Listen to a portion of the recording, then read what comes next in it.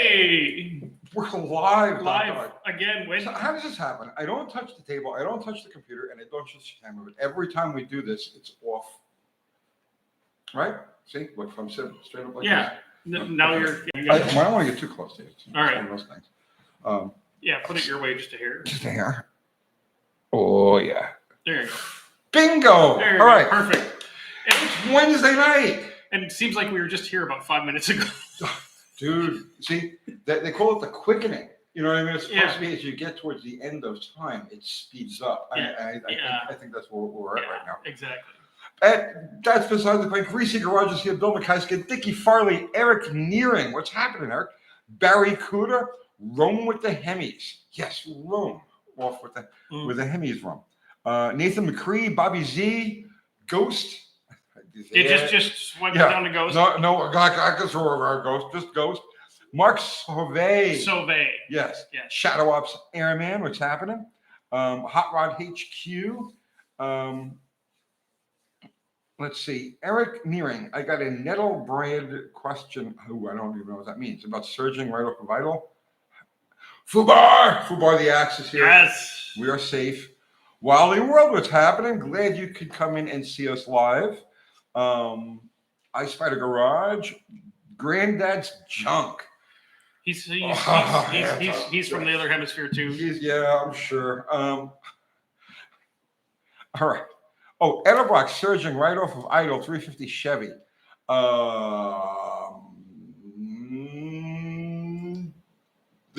The springs in the step-up valve, the step-up rods, right, are too heavy. Okay, they're too heavy. Put a lighter spring in. You don't have enough vacuum to work. Pull down the drop rods. So pop those two little covers off. Pull the metering rods out with the piston, and underneath the piston you'll see a spring, and put a lighter spring in, and your surging should go away. Let's see. Fun with cars. Dan Bushy, he got himself a '64 Wildcat. Nice. It's a cool car. Yeah. Very cool car. Mm-hmm. So it's like okay, it's impossible to go wrong with a '60s Buick. It doesn't matter what it is. They're all, right? Yeah. Seriously. Yeah, they're long. They got portholes. It's got that side trim that runs all the way along the side of it. All of them. Yeah. 50s Buicks, most of them are barges, right? Mm-hmm. The 70s Buicks, they really started to take a downhill. I think once you get past like 72, 73, it's over. It's over. Okay, but 60s Buick, you cannot go wrong with a 60s Buick. Right. Yeah. Let's see. Shadow Ops. Oh, I saw a kit to run an HR distributor on an LS. It's a timing cover kit to do it. Now we can put the engine in anything we want. Yeah, that's been around for a while. And they have that same thing for the lead Hemi. They call it a chip buster, I think it is.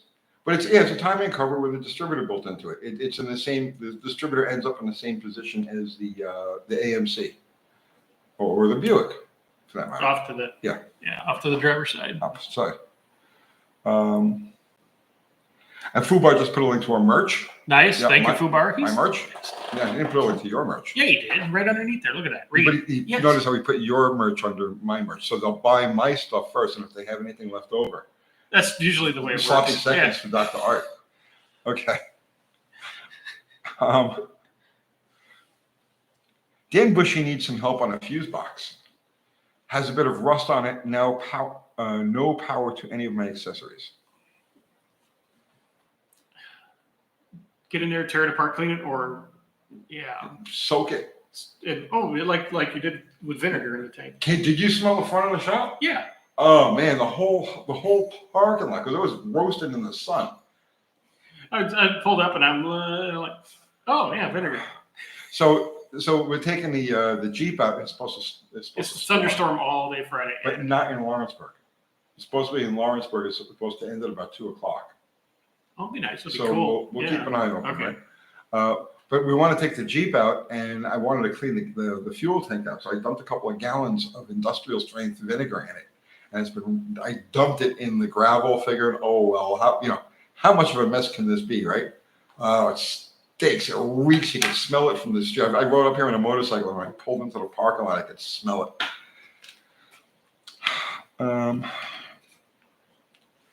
What the hell was what got me started on that? Where did that come from? Jeep to the track Friday night. Yeah, but what question or what statement was I responding to that I went off on it? No, I think we were just talking about the weather, and you can play it back when you get home. Orlando Pockets, can you explain barrels in a carb? How come you don't just use 1 barrel carbs or 20 barrels carb if more is better? You know, that seems on the surface, it seems like a dumb kind of question, but it's not. It's actually not. So they are 1 barrel carburetors based on capacity, right? And an example of a failure, more or less, of a big 1 barrel carburetor was the Predators. And then before the Predator was called what? I know what you're talking about. I don't remember. Kendig. Yeah, the Kendig. Yeah. So here's okay. The bigger the carburetor, the more they divide it into barrels, right? An exception of that, like I said, was like the Predator. The idea was just get as much CFM through that area as possible, but it's at the expense of part throttle drivability, because you open up the bleeds just a little bit and velocity just completely plummets. So they have a hard time with drivability, regular street drivability, low speed. So here's how this works, all right? So let's say you've got a 350 cubic inch engine, right? And it wants 700 CFM. If you give it all to it in 1 big barrel, right? No velocity. 2 big barrels will give you some velocity, but not quite enough. It would just be a sloppy deal. Not at full throttle, part throttle, okay? Now a 4 barrel, dividing that 750 CFM into 4 barrels gives you enough velocity through each of those barrels to pull an accurately metered amount of fuel through. So tunability is good. So you say, well, if 4 barrels is good, 8 barrels would be better at that 750 CFM size. But no, you'd be wrong, because at that point, you're going to start killing CFM, because air wants to stick to surfaces. So if you've only got 4 barrels, that air is just rushing through. Some of it is sticking to the surfaces, but if you double the amount of surface area in that space, you're doubling the amount of air that's going to try to stick to the sides and therefore slow down the overall mixture. So that's why it's divided into barrels. Some is good, more isn't necessarily always better, and too much will kill flow. Did I answer that? Yes. Okay. And then it talked about failures, the Predator and that weird Ford 3-barrel thing. Oh, geez, the VVT, what the hell they call that thing? A mistake. It was just, I wouldn't even say its name. Yeah, and they were on, but they were on like late 50s stuff, weren't they, mostly? Which? That Ford 3-barrel, 4-barrel thing. No, I was thinking about the variable Venturi carb from the 70s. Oh, no. Which never worked. Never worked right. No. Right? You talking about the Holly 3-barrel? Yeah. Oh no, those worked. The tricky part with that was getting the secondary to open without a body. Oh, just slow. Yeah, like it was the Holly 3-barrel is all about, and it wasn't just Holly. Edelbach actually had a 3-barrel carburetor also. But the thing with the Holly 3-barrel was getting like it was all about tuning the spring in the vacuum pod, the secondary, right? They were very, very sensitive, and it was like even atmospheric conditions would change, and you'd have to tune, like you'd be tuning the rest of the carburetor, right? Except when you had a 3-barrel, and you also changing the spring in the depending on season and everything else. Yeah. So they were very, the dreaded 3-barrel carburetor. But at wide open throttle, they did exactly what they're supposed to. Let all the air in. Yeah. Wow, look at all the hearts. What the hell is all hearts? I don't know. We're getting... That's a lot of hearts. It is. Jesus, they just keep coming. No, that's fine. Where are they from? They don't equate to likes. No. It's just Just pumping pumping hearts. Oh, no, now it's not okay. Now, it was now we got other things. This is looking. This is pretty weird. Okay, Anthony Perna, what's happening? Thunderbird 1968 got my first Spurtboard secondary experience the other night after fixing the car. Man, she boogies. Yeah, they're fine.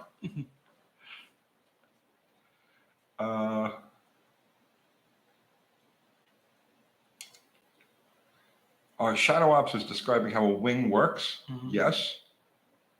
Yeah. Low pressure sucks the wing up. Unless it's in a drag car and then you flip it upside down. Yeah, just shove the tire down. Craig Simpson, what's happening, Craig? I did a show with him a couple of weeks ago. He's a great guy. Well, nice to see you, man. I'm doing one with Robbie Starbuck tomorrow night, which ought to be pretty interesting. Let's see. Barracuda, I seem to remember Joe Sherman using the 3-barrel on his Chevy builds.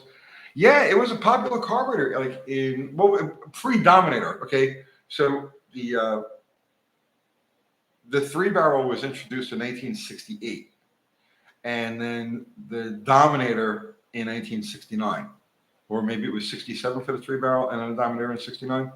But yeah, the 3-barrel really only had a very short period of time that it was in use, and because it was so finicky, they went the next step. The size. So the 3-barrel came in a 950 and a 1050 size. And so they kept the 950 and marketed as a street carburetor, and then they discontinued the 1050 and started producing the Dominator. So the 3-barrel carburetor is the father of the Dominator.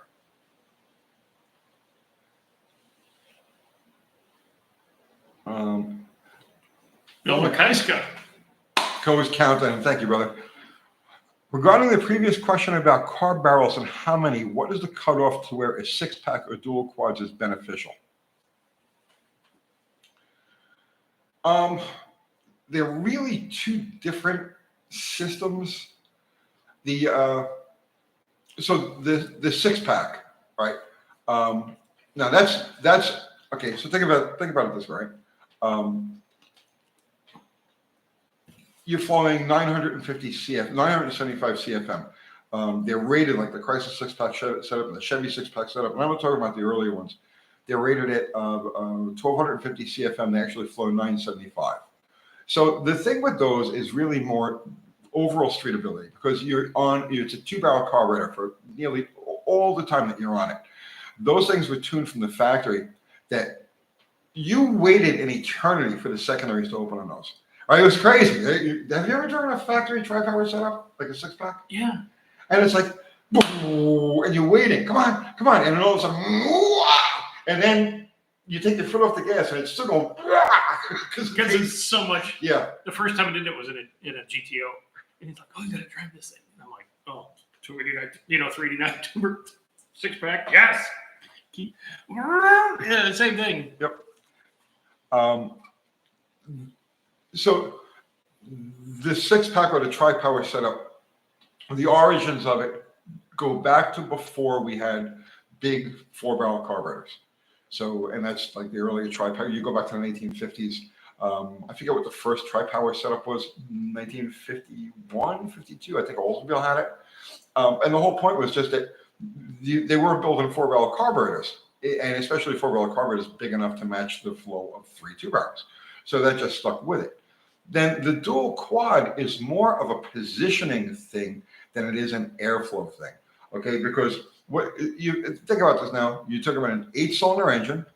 It only stands to reason that your optimum setup with an 8-barrel engine or 8-cylinder engine would be to have an 8-barrel induction system and have it spread over this space of the engine.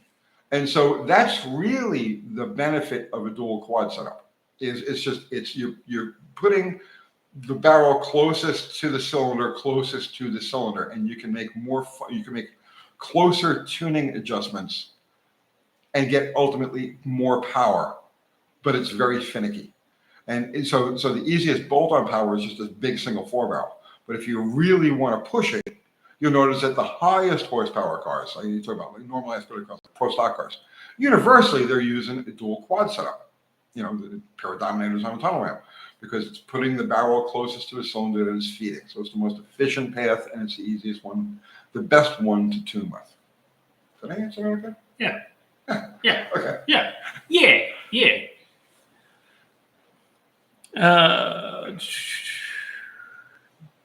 There, a lot of people are stuck on the variable Venturi carb flashbacks. I'm not even going to talk about that. Yeah. Russ Crumb just saw my ray gun short. I hope you had your pants on. It's very important to me that you watch it with your pants on.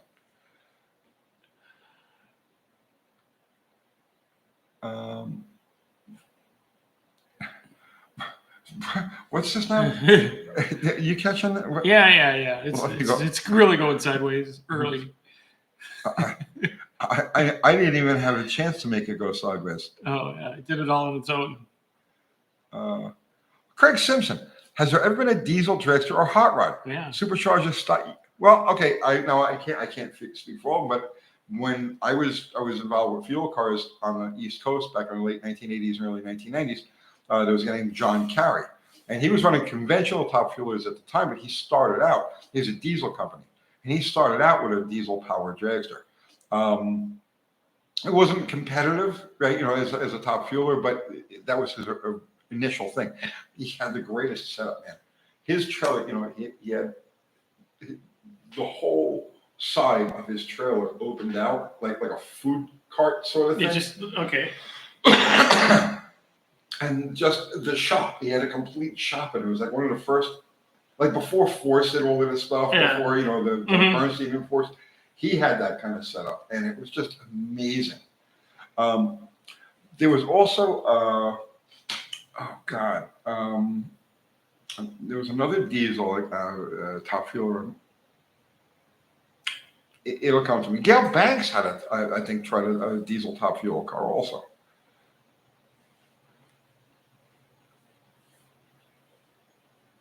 Oh my God! What did I do? Yeah. If I touched it, okay. See, that's how we got to get. You just touch. You got to the go picture. over there. Right. Yeah. Okay.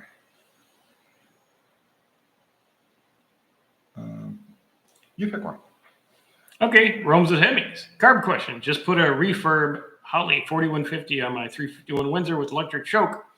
On startup, it gradually revving higher and higher, and then it goes to normal if I pat the gas. Any idea what's causing that? That's kind of what the choke does. Yeah. Well, okay, so you're saying as he starts it, okay, so when you first start, you should have your highest idle. Yeah. And then you it kick drops down. down. Right. But he's starting and it's got a lower idle limit and it keeps higher. So I would say that you don't have enough. Wait, too much choke. You don't have enough spring pressure on the choke, or you've got the pull off adjusted. I'm trying to think what pull off you have on a 4150. There is none. Just a big round. Yeah. You just tune it by the dots. Yeah. Try turning it go like a notch or two tighter on the stove, because I think what's happening is you don't have enough choke when you first start it. So in other words, like you start it, vacuum pulls it open a little bit, right? It's probably pulling it open too much, and your RPM starts to rise once it's actually, and I know it's going to sound crazy, right? So your choke is actually working with the back face of your intake valves. That's the important thing, okay? When the back face of the intake valves is closed, the choke has to be, or cold. When the back face of the intake valves is cold, the choke has to be closed. You can start taking choke away once the back face of the intake valve is hot enough to vaporize some of the gas. And that takes like 15, 20 seconds, 30 seconds of running. So that's probably what's happening. You just don't have, you're giving it too much, not enough spring pressure. Yeah, there's a middle point on the adjustment. Yeah. Go 1 or 2. Yeah. Because it should be a default in center out of the box. You go 1 or 2, and I believe it's like clockwise to tighten it up and stuff like that and try it. But it'll probably take care of that. The relationship between your choke setting or the choke speed at which it pulls open and the temperature of the intake valves are directly tied. But that's so abstract to most people that you don't even say. You say, well, it's cold. The engine's cold. So your valves are cold, sir. Yeah, everything's cold. What? So you need a lot of choke. But it's how quickly those valves get hot enough to start vaporizing gasoline when it hits the back of it. Anthony Perna, Tony, how can I diagnose a broke piston skirt, bad wrist pin, or cracked piston? I'm trying to figure out what the engine noise is in my truck. Sounds like you're setting the lash with an engine running and you loosen the nut too much. Well, you're looking to figure out what hole is damaged or what is damaged? Well, I don't know. That's a good question. Because what hole you just unplug the plug wire until the noise goes away. Right. If it's a bottom end noise, right? Or it's all bottom end. I guess it's under the cylinder heads. If it's a crankshaft related noise, it's not going to make any difference whether the piston is loaded or not, because centrifugal force is just throwing the rod around. Like a rattle. Right? Yeah. But if it's a pin, a cracked skirt, let's say, or any type of piston damage that's giving you the noise, then that goes with combustion. So if you ground or remove the plug wire and the noise goes away, you can be fairly certain the problems or the noise is coming from the piston. And if it doesn't make any difference, it's coming from the rod. Either way, you pull in the heads and drop in a pan. Yeah.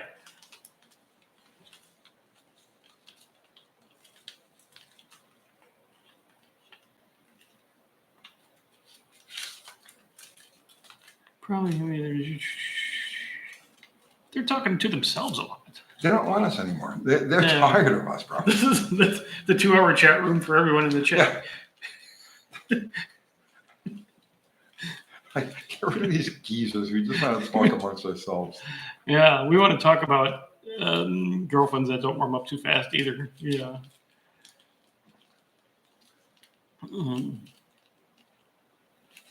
Yeah, it started off weird and it's getting worse. Yes.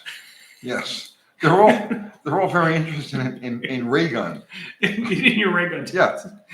The ray gun's husband is called Samuel Free. Jesus. Maybe I'm sorry I did that.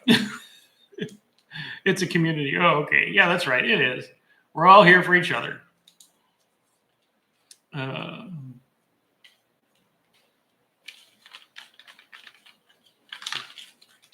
They really want you to pull out the cardboard. I know. I don't have any cardboard though.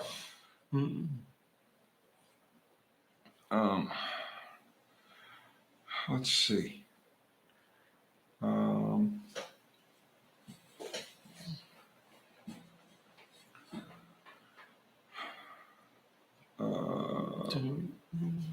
Let's go back. See. Oh, okay. Anthony had Where? a follow-up to the noise question. Okay. It doesn't go away when I remove the spark plug wire, but it does go away with steady RPM over 2,500, and it sounds. That's a rod. It's a rod. You're That's just a rod. over 2,500. Just got enough oil pressure to keep it from making audible noise. It's still in there shaking away. Or at that speed, the rotational speed of the crank is matching the centrifugal force throwing the rod out. So it's in sync. It's in sync, right? Because I've had that happen. I've driven. If you ever have a rod knock, you start to develop a rod knock out on the road, okay? Just drive it to the speed that you're not hearing a noise, and you would be amazed how far you can go. The thing is slamming away. You're describing It's a rod noise. Yeah.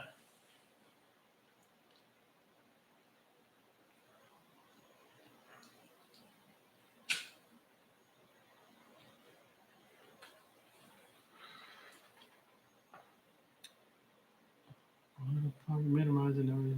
Keep driving it. Bad crankshaft bearing, cap noise. Yeah.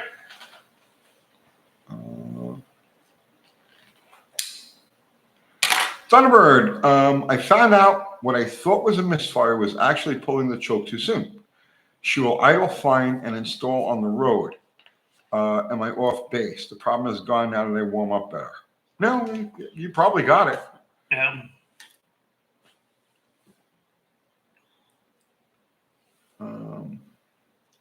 Mr. Jerry 455. Guys, just drove my 71 Buick Skylark 455 Turbo 400 and 410 Posi to Reno and back, about 600 miles total. Ran great. Lots of road trip prep from your vids. Best advice was 2-lane highways instead of big freeways. Yeah. When you got a big block and gears and everything else, just take your time, hit the back roads, and seriously, life 50's your friend. Yeah. Life is too short to waste it on the interstate. Find a nice, cool back road and cruise at a comfortable speed and enjoy the scenery as you go by. Stop at the mom and pop place and get a homemade donut and enjoy. Or whatever their specialty on the sign is, eat it. Yes. Or drink it, or whatever they have. They make milkshakes or coffee, whatever it is. Yeah. Philip Reed, thank you for the super chat, Phil. Closer to getting the Beetle top finished, and any help with the final bit? Any advice for stretching on the vinyl top into place? That's so out of my wheelhouse. 5 friends and vice grips. I have no idea how to stretch a vinyl top. Besides, get it hot and lots of glue. I'm sorry you sent the super chat. If there was any way I could send it back, I would. I can't answer that, but I'm sure that there's somebody in here who can.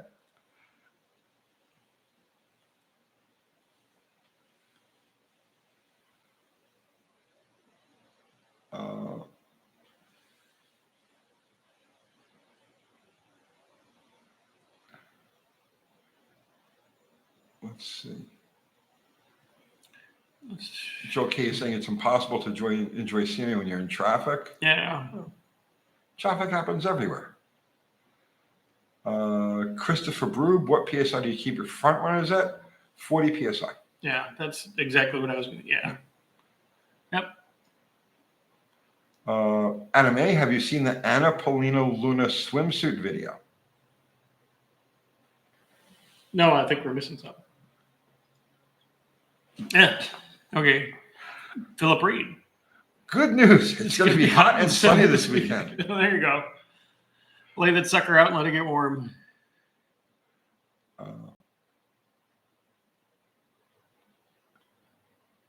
Farmers Cars is saying he thinks we're running modless. No restrictor plate, wide open throttle.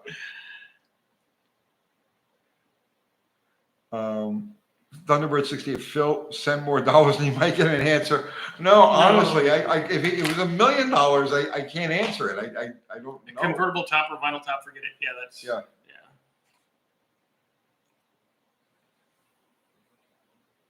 Okay, Chris Freemesser is. People are trying to help you. Thank you, people trying to help him. I don't know if Chris. I don't know if it's a.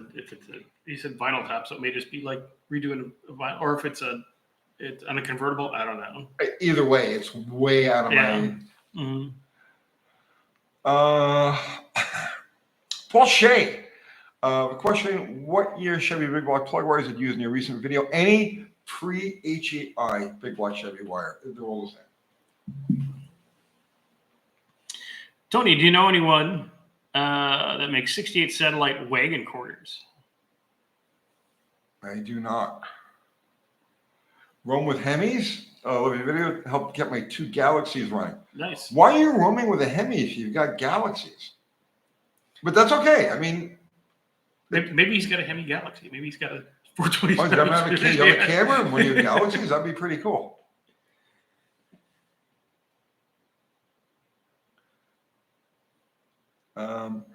Alan Schulderoth, so you're going to get a year correct intake for your 318? Yes, a buddy of mine a local guy, watched the video and he says, I'll drop an intake manifold off at your place tomorrow. So I'll have an intake manifold for it. What was wrong with the intake manifold? It's clogged. The heat passage, the heat crossover. Oh, so it will never warm up? Right. It's got that BBD on it. And the BBD is like calibrated lean. So for the first 15 minutes an engine is running. It doesn't. Like, right?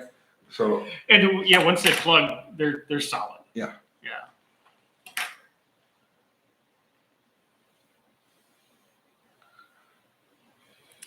Doctor, doing defensive driving did pay off. Walked into an insurance agent, explained my situation, and got the liability for way less than when it was done online through the same company. Nice. Yeah, took defensive driving in this, and I'm like, is it mandatory? Or he's like, no, just for insurance. I'm like, okay, cool. I mean, I can't tell you how many times I've been required to attend You brought me a little baby water. a little bit until it's cold. Yes, thank you. Why did this air stop blowing? Because I think it thinks it's 69 in here. We'll just turn it down.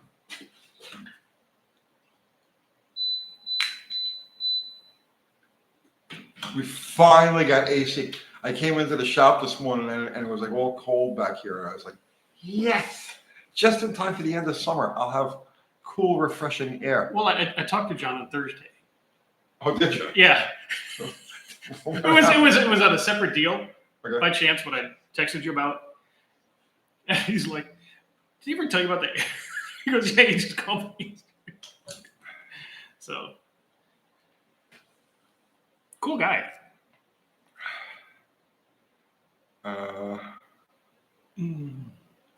Charles Zimmerman, why is the EGR valve disconnected on the Barracuda? Because it was never supposed to have an EGR valve. It's an engine from a mid-1970s car that has an EGR valve on it. So it's not hooked up because it was never supposed to have it. There aren't even any vacuum connections on the BBD, which is a much earlier carburetor than the one that the EGR. The EGR car would have had a Holly carburetor on it, a Holly 2-barrel. So no, there's just The passenger's blocked anyway. And the passenger's blocked anyway. Exactly. Thank you. It wouldn't have worked if it That's wanted why to. Dr. Art makes the big bucks.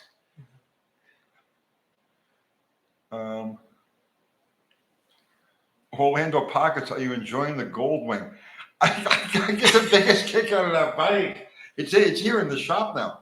And like every time I walk past it, I try to clean something. And I realize it could take me months. It's like cleaning a house. It's like it's worse than cleaning a house. House doesn't have many nooks and crannies in it. And crevices and different materials and yeah. Special paint. Yeah, I'm planning. I'm not planning, but I'm counting on doing some sort of road trip with it.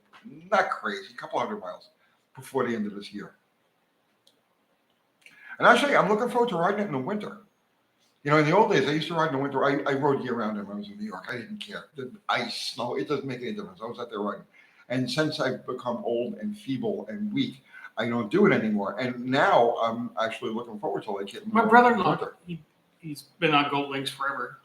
And yeah, he'll be full snowmobile suit and tooling around.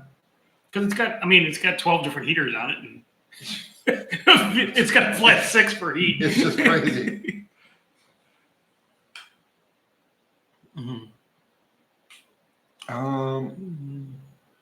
Let's see. Thumper saying he will never live in a state that has inspection again. Once was enough. Yeah, we don't have it here.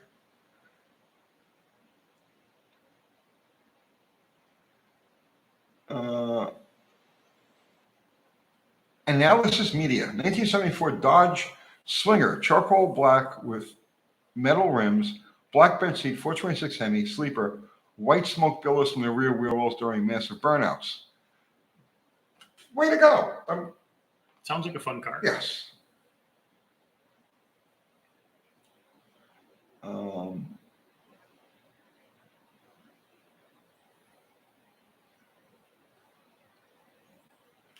Barry Cuda saying he knew of a man who owned 262 Plymouth Savoys.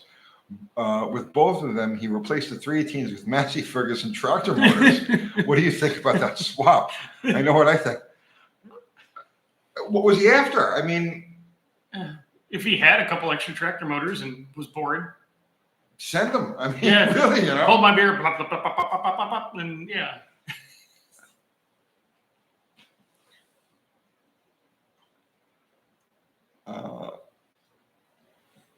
Let's see.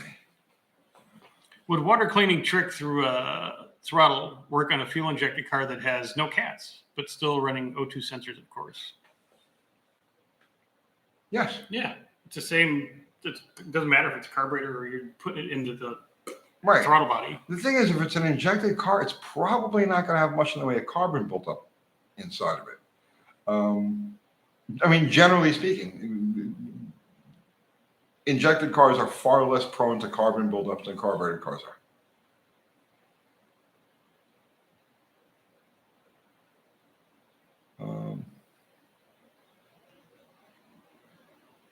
What's Olive saying? Don't mind doing without the formality, then?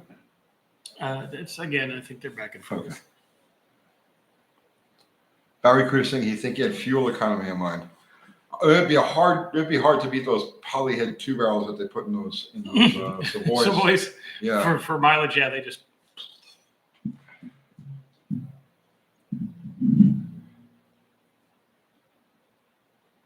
Okay, Bob's Chop Shop. Thoughts on transmission cooler line? Should they run through the radiator before they run through the cooler or after? I don't think that makes a difference. I don't think it makes a difference. I would avoid the transmission cooler or the radiator part of it altogether and just run it. I know the factories all run them in tandem, right? Yeah. So I'm not trying to outsmart the factory, but the thing is, if keeping the temperature of the transmission as low as possible is the goal, I wouldn't want it to be influenced by the running temperature. By the 200 degree right. water, yeah. Even if it's in the bottom of the tank, it's still cooler than 200, but it's still not ambient. And then you got Oscar Gonzalez. Thank you so much for the chat, super chat. Right side exhaust header 68 CUDA. There's a hole. Cougar, not Cougar. There's a hole on top for steel tube to insert it. Believe this is the heat riser for the choke tube. Yes, it is. Mm-hmm. Tube won't fit because of corrosion. Would it be okay to drill the hole so the tube fits in?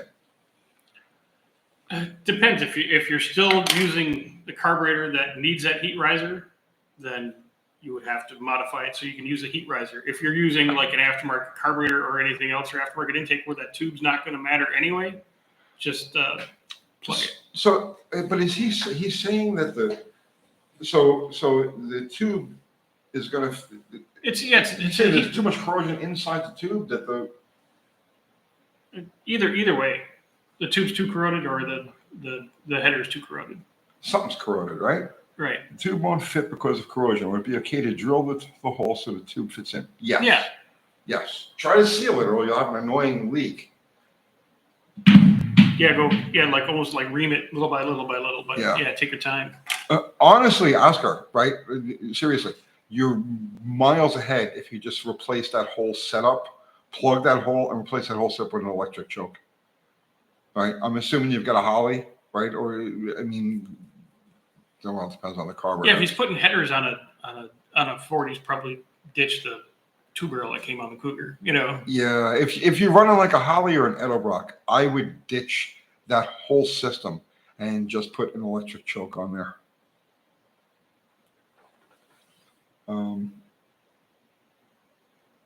Header is corroded. Well, now let me tell you another thing, right? Let me tell you another thing. That setup on a header without a heat riser, okay? So, all right, and this was a conversation in the video that I did today, right? Not all choke setups are created equal.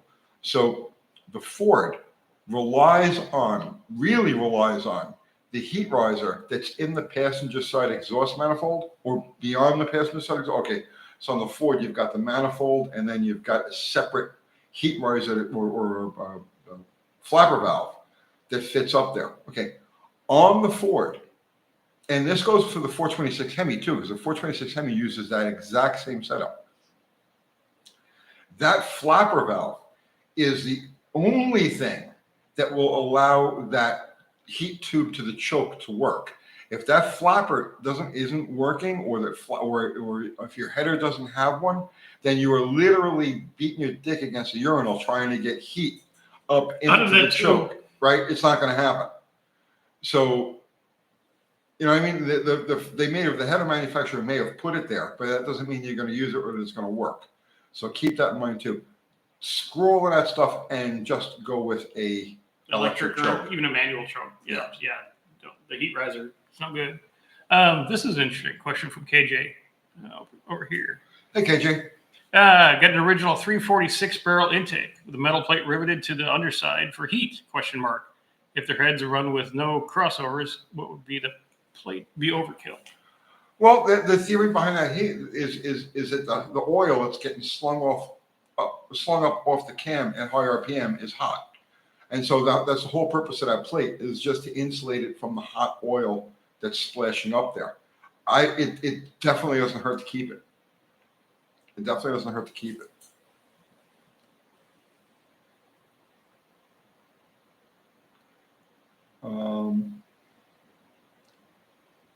Let's see. Raymond Cabal, can you use 1966 915 intake valves 383? No, 1966 would be 516 heads. The 915s are 1967 440 heads. So if there are three, if you've got a 383 head, that's a 516. And can you use the intake valves in a 450? Yes, you can. You can't use the exhausts. The exhausts are 160 on those heads, and the exhausts on the 915s and then all the later heads are 178s. So yes, you can use the intakes, but no, you cannot use the exhausts. How do I remember all this shit? I don't know. You forget that it's Wednesday sometimes. I forget the simplest fucking thing. But all the stuff just yeah. Oh, I know.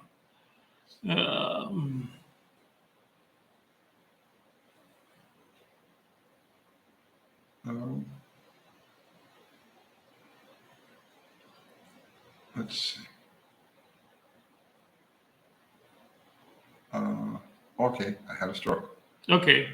Ghost. Hey, Tony, figured out the electrical issue with my Virago. Turns out I went crazy overboard starter fuse and the replacement. I went crazy over a bad starter fuse in the replacement dash cluster. Okay. You found it. Mm-hmm. It could have been anything. Mm-hmm. Oh, looks like Fubar's at work. Fubar's smashing the. Fubar's keeping it clean. Yeah.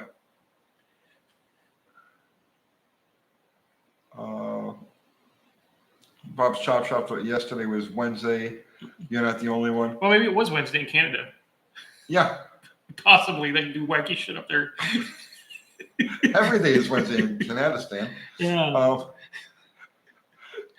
Listen to me. I'm being completely honest. The only way I know what day it is if I'm doing a live. That's the only way I can keep track. Sunday, Wednesday, and Sundays and Wednesdays, and I know the in between is not Sunday and Wednesday. That's the only way I can keep track of what day of the week it is. Lynn H, I'll let you take that one. Okay. Why do the starters sound so weird on a Mopar? Gear reduction. And it's not all Mopars. Some Mopars of the classic era Mopars. I'm not talking about Mopars from every era all over history, right? But we're talking about classic era Mopars and that classic sound. It's a gear reduction starter. It's just inside the starter is a small gear turning a big gear, and it's just to give the starter more torque to spin the motor. Not all of them were like that. A lot of them were direct drive. Early Slant 6s were direct drive. 426 Hemis, 19 with 4 speeds from 1966 to 1969 were all direct drive. Use the same starter as a Ford truck, a Prestolite starter. Taxis, any taxi package car, all of the fleet package cars, except for the police cars, used direct drive starters on their Slant 6s. So it wasn't all Mopars of that era that used the gear reduction starter, but the majority of them did.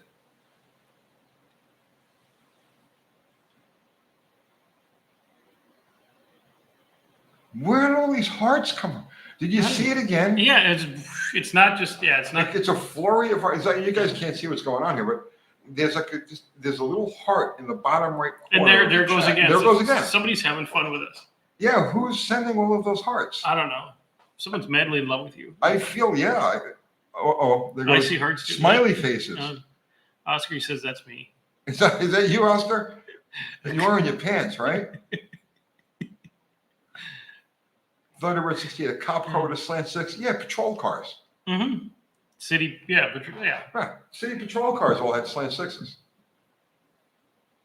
You don't need a 440 in New York City to drive a cop car.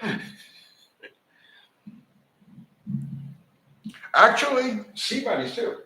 Really? Yes. Okay. C-body. The big Polaris and stuff like that had Furies. Furies. The Grain Furies had slant sixes. Barracuda, I've often heard people ridiculing the sound of the Chrysler gear reduction starter. I've never understood why. These are sad, lonely people.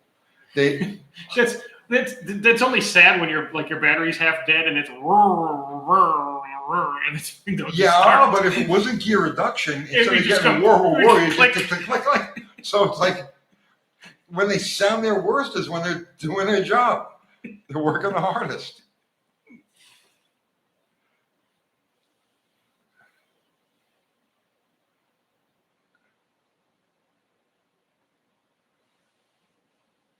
Able D. Tony Don't know what you've been used, but my life is complete. Earlier, I watched Tony actually wrench. Now I can die a happy man now. I have a thing. I don't like to be filmed when I'm working, right? Because I like to be in my own head. So I don't want to talk when I'm working, right? And B, right? And this is important. My buddy Zip Ties to Peg, right? Early on, he started doing videos. When he started doing videos, he was working on stuff, right? And he kept getting these like messages from guys that were like, you know, can you stand with your back to the camera when you're turning wrenches? Can you do this? And then he realized it was like they were like, you know what I mean? They were like being gay on him and stuff. And then from that point forward, he never showed his face. That's why whenever you see him, he's wearing like a horse head, right? Stuff like that. Okay. And you only see his hands. Well, but because they were using it like they were gay in them, you know? And it's like that always stuck in my mind. It's like I don't want to be like turning wrenches and be like, yeah, don't have the camera behind you. Yeah, so it's like,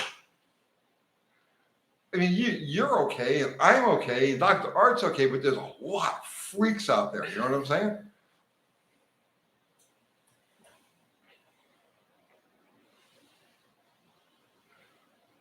Gene Nearing works in auto parts, and he has a question. Go ahead, Jim. Okay. The heart you've been saying came across the screen. I've been told that you're more of them. They share your page. Okay. Okay.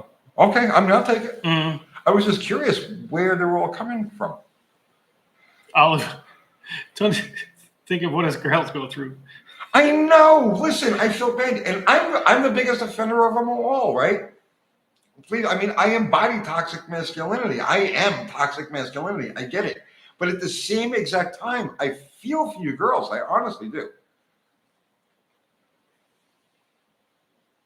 Mexican spec. When is Kathy going to start driving? She does not like that car. She does not like. She doesn't like A-bodies, and she definitely doesn't like early Barracudas. So she has more taste in her mouth than you do? Yes. I like Scribbles. Scribbles is going to be a happy little car. That's going to be your daily, isn't it? No, probably not. Well, at time I'll switch off between that and the Charger. Okay. You know, and the 73 Roadrunner is going to be coming through here soon too. So I see you're doing brakes on one. You're gearing up to do brakes on the Roadrunner, and yes. Okay. Actually, I'm gearing up the brakes together in the Belvedere. In the Got all the Belvedere. parts for it. Yeah. Mm-hmm. J-nearing, can an O2 sensor cause a misfire? A misfire, no. Like a hard miss, no. It can cause a stumble, cause a lean condition, can cause a fat condition. Can it cause a misfire? No. You got other issues. I just confirmed it with my computer authority over here. You got other issues. Pre-O2 sensor. No, Olive, she doesn't want to have anything to do with Scribbles.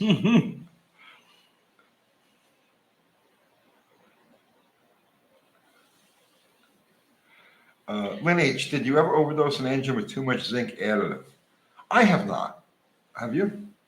No, because no one really mentioned zinc additive until the last 10 years. That's true. Because for all the engines that I've been in since I've been 14 till I was, 10 years ago, you have to add zinc. No, you just break it in, do it right. And you don't have problems. The oil's actually better than it was back then too, in my opinion. Well, the oil is better, but it's got less dinosaurs in it. not saying that. The zinc is the lubricant. So the zinc is the lubricant for direct metal-to-metal contact. The only place in the whole engine where you've got direct metal-to-metal rotating contact is at the cam and lifter interface. So some zinc is necessary for that. Some, right? During the break-in period. Now, I did a video about 2 years ago on the fallacy of the absolute requirement of zinc in oil, and it goes along with what he says. Because if you look at like the XJs, I have 4 friggin' XJs. Those have flat topping engines, and they were produced until 2001. Now, by that point, zinc had already been pulled out of the oil, and all of those 4-liter Chrysler engines, AMC and then Chrysler engines that are out there in the world and have been in the world for the last 30 years, 40 years, are running without zinc in the oil, and there's no cam wear. And I've torn them apart to look for cam wear, and I have found 0. So it goes with what he's saying in that the oil is better these days. But the zinc, I believe, is 100% necessary for the break-in period. Without the zinc in there for the break-in period, while those parts are melding, forming a relationship with each other, that the zinc is absolutely necessary. And then from that point, you could probably get away from it. Just the same, I use Shell Rotella or Delvac, whatever I get cheap, in all my cars, because it has traces of zinc in it, and it just makes me feel better to do that. Oscar Gonzalez, thank you for the super chat. Again, yeah. Bought a Braun 500 lumen LED rechargeable magnetic handheld foldable slim bar work light from Harbor Freight. Seems that they don't hold its charge anymore. When they're hardly used, what brand have you found to be reliable? I use plug-in stuff. Yeah, but so many. Here's what happens with me. I'll go on a tangent and I'll go on my toolbox and I'll put brand new batteries and 11 flashlights. That never work. And then 3 days later, half of them are on cars that are down the road, or they're lost, or a child or a dog takes them. If you just have a big plug-in, the single LED like work lights, what I've gone to lately is if I'm under a car and I just use my phone and then. Yeah. In fact, I use the phone too. A lot. That's all this mine's really good for. All my lights are plug-in. I just automatically go and buy stuff to plug in. I know it's not as convenient, but dragging an extension cord out is always more convenient than tossing something because the battery and charging batteries and this and finding that. And right.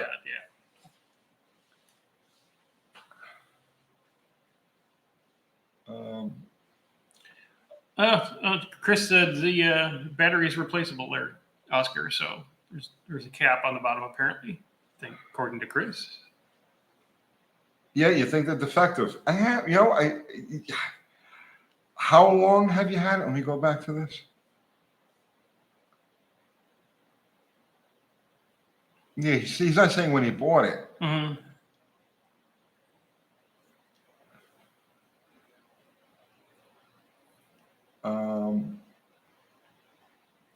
Franz H., you're going to have to wake up Mrs. Landy for Uncle Kathy. We were just talking about that car today. There are no definitive plans with it yet, but we'll work it into the rotation at some point. Anthony Perner, will my rod knock cause a light miss also? Well, if it becomes bad enough, it smashes the plug. Yeah, when the piston leaves the rod, it's a possibility that it gets jammed up against the spark plug. And then if you're running, or kisses a valve at high RPM, or because you got a little more, it's traveling a little further. Okay, what if I'm dealing with a piston that's got a crack through the ring lands and it's pinched the ring lands, in which case he's going to have next to no compression. So that could cause a misfire. Yeah. Yes, it's possible.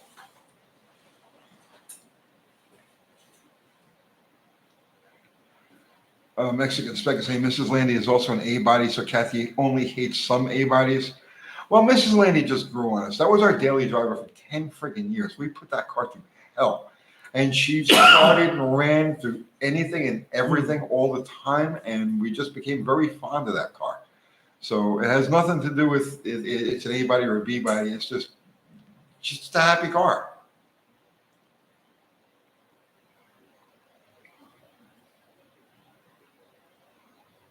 Kim Jameson is pointing out the obvious. Light is important to two old guys wearing glasses. Yes. I only use them to read.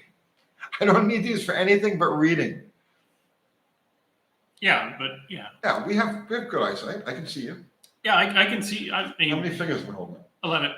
See? We're good. Yeah, if I didn't have context, I couldn't see the screen, and these wouldn't help. It would be bad.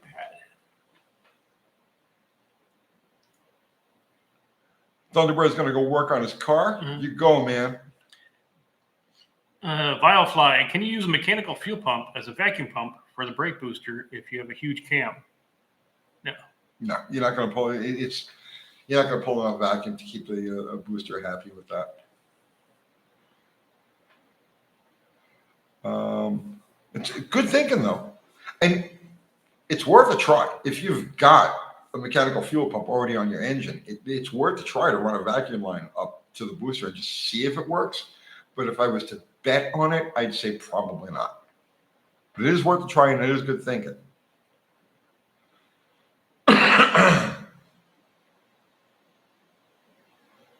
KG Kylie, Tony, you could buy new dashboard lenses for $950 plus shipping and handling.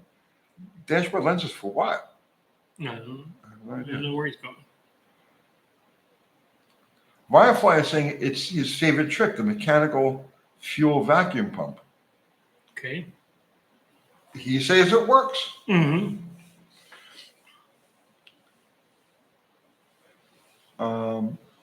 Last real car guy. Just built Kathy the GTX that she wants before she buys one from the dealer with the shirt money.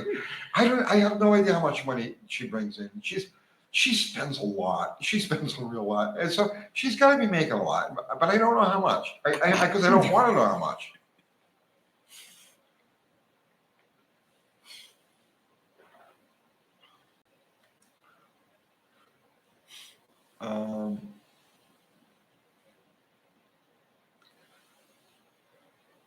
Let's see.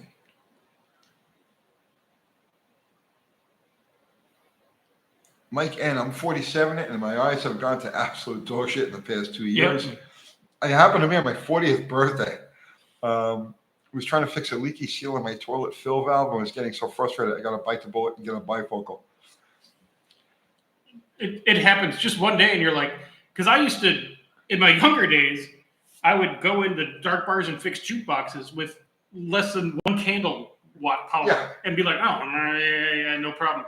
Like a bat. You can see like a bat. Yeah. And now, extra lights, and it's too small. I get my phone out and use that light, and if it's still too small, I take a picture and blow it up.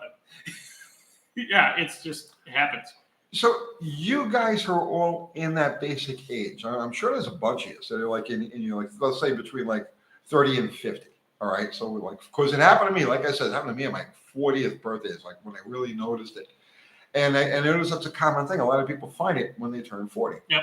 So, but if you're in that range between 30 and 50, okay, here's how you know you're going to need readers, right?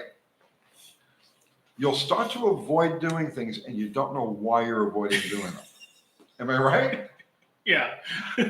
You'll start. Here, do this for me. You won't realize why, right? Because the vision changes so slowly that you don't notice that it's changing. But what'll happen is, like, you'll find like little things, like, let's say, you're working on like small internal freaking needle and thread or something. Like that. With like threading a needle, whatever it is. You'll suddenly find yourself avoiding doing things that you would normally do all the time because they're becoming that much more difficult, but it doesn't register that it's becoming difficult. You just go into like this automatic avoidance. And that happened to me for about a year, where I just kept putting it off and putting it off and putting it off. And then finally somebody says, here, try these. And they handed me a set of readers. And I was like, oh my God, I can do little things. I can find little clips. And yes. So. And then your readers progressively get stronger and stronger, but that's just the way it is. I've hung it, but 150 to 175. Yeah, these are like the 125s, and they're. Yeah, I've hung like really for the whole time. Maybe I'm leaning more towards 175 now, right? Mm-hmm. But I've had 150s and 175s for 20 years. Olive is saying she's a photographer. Yeah, so that'll definitely, you'll notice that. It's HE. Well, they're over here.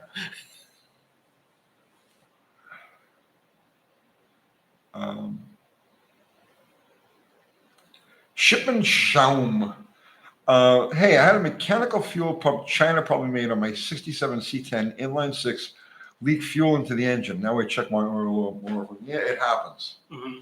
It happens. You start going through a lot of gas, and you're like, what's going on? Why is my gas mileage so bad? Your inside of your engine's clean.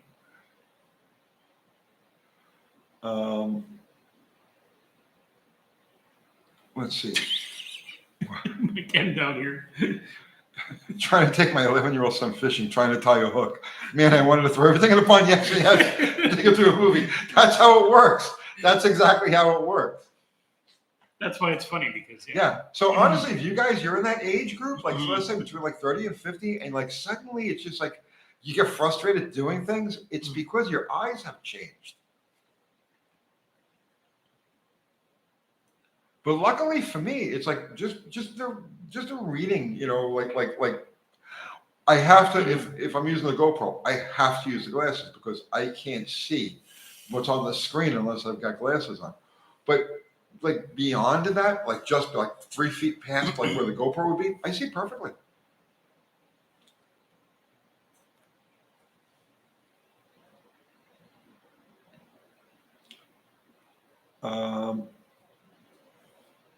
Mad Joe, building a muscle truck here. What's your guys' opinion on the perfect horsepower for a fun vehicle? Depends on the weight of the truck. Yeah. Like, okay, a fun, no problem, no hassle, like just beat it up and have fun. I'm going to throw a number. I'm going to say like 350 rear wheel horsepower, right? So if you put 350 horsepower to the tire, which is like 400 horsepower with the crank, and you've got like a moderately weighted vehicle, it's like in the 3,500 pound range. That's fun, and it's the kind of fun that you can just beat on all the time. Beat on, burn the tires, make noise, race your buddies. Yeah, and you're not going to break anything, and no special treatment, no special fuel, no special craziness. 350 wheel horsepower is fun. It's fun.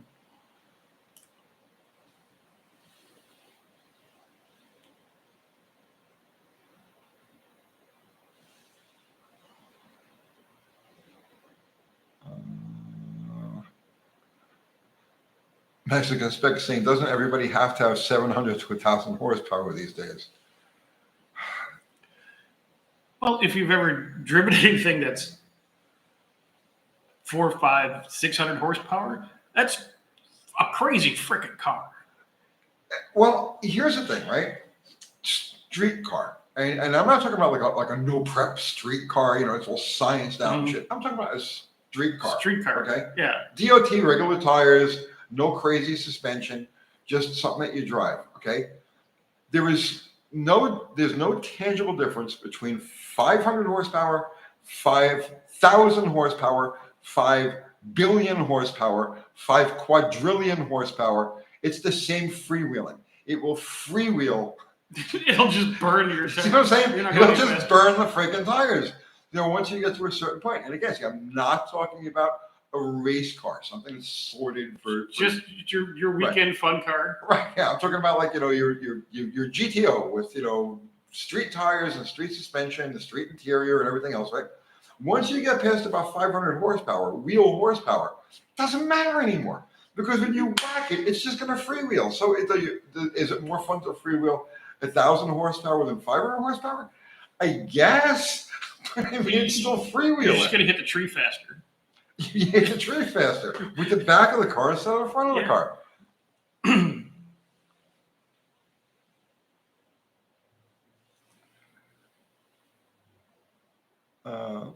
One Car Garage. You should do a video about how to speed wire properly and safety wire. How to safety wire. Yeah, okay. I guess some people might call it speed wiring. Yeah, safety wire. Yeah, I did a lot of that on the. You're an aircraft guy. Yeah, yeah. Just with the safety little wire right there. Yeah, with the cool pliers, it does it all for you. Yeah. You should do that. Why don't you do that? Do a video on safety wiring. I'd have to find the nuts and bolts. Yeah, but that's a good idea. I have stainless wire right here if you want it. Oh, I got the wire in the funny little wrench. I just don't have the hardware, so I got to go find that. There are actually in a street type of thing. There really aren't too many applications where safety wire. I mean, a nylock will really accomplish the same. Get most of the stuff done. Yeah. Matzo ball. What would cause my 727 and my 84 Ram to slip for a few seconds and only after sitting for a week or so? Fluid is not burnt and is the proper level. After running for about 30 seconds, it's fine. Converter drains back. As it's sitting, the converter is draining out. So when you go to restart it, when you go to put it in gear, it has to fill the converter again. It takes a couple of seconds. That's kind of normal. Yeah, the little check valve in the pump goes bad or whirs or whatever. You just start.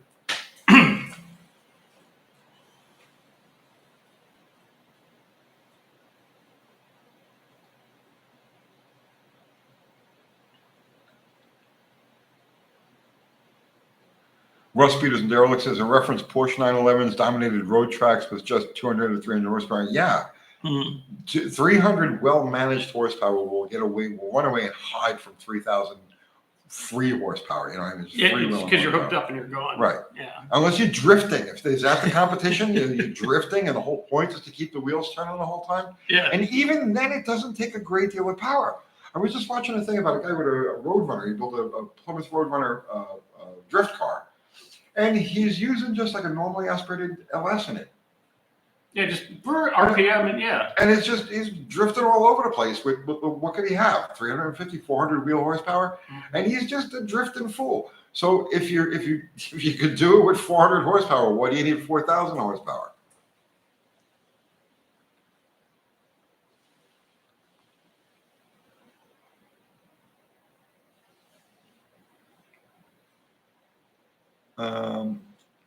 Anthony Perno, why not just build for heavy low-end torque? Will your car handle heavy low-end torque? Yeah, if you get a heavy Can car, you put it to the ground? Mm-hmm. Zero is in the house. Nice. Welcome, Zero.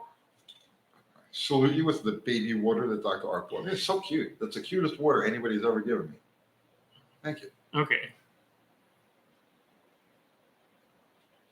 It's what was in the garage fridge. I'm like, okay.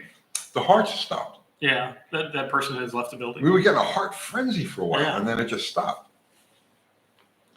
Yes, it's a drinkette. You should drink it. 6th Street Garage. Do big and small block Mopars use the same bell housing? What was that now? Do small and big block Mopars use the same bell housing? No, they do not.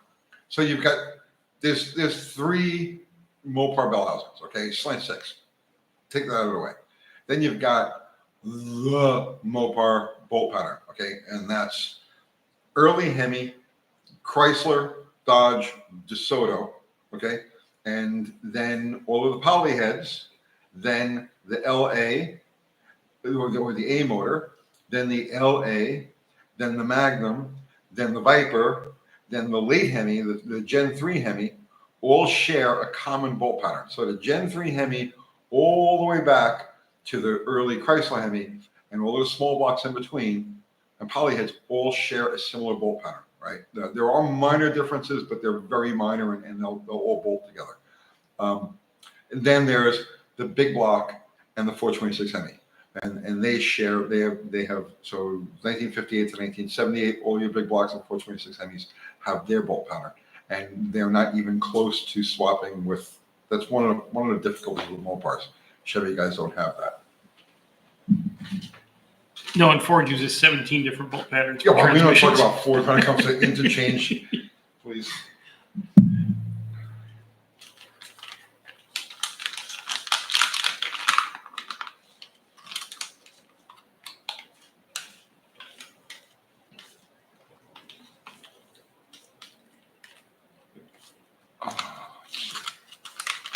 Pick one, man. That's what I'm looking at. Pick something that will challenge us. I feel I need to be Challenge. challenged. Challenge. Yes. We need a okay. Something we have to dig deep for. Or something we can argue about. That would be cool. Like something we have completely different opinions. Stump the unk. Yeah. Try to pit us against each other. This would be pretty cool.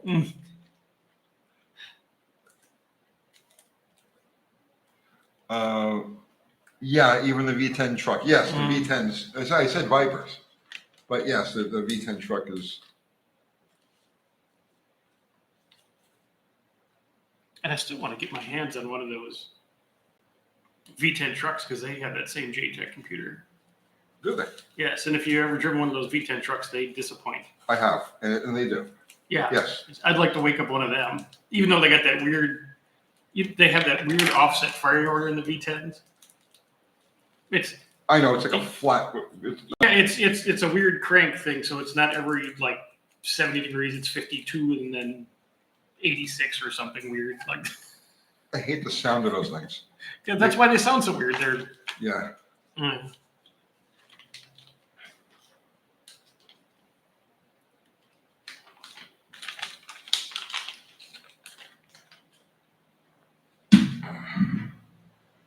Jeff Hutchins is saying the V10 and the Cummins have their own unique bolt pattern. The V10 truck motor is different than the Viper. Well, I know it's cast iron. I thought the bolt pattern on those were the same.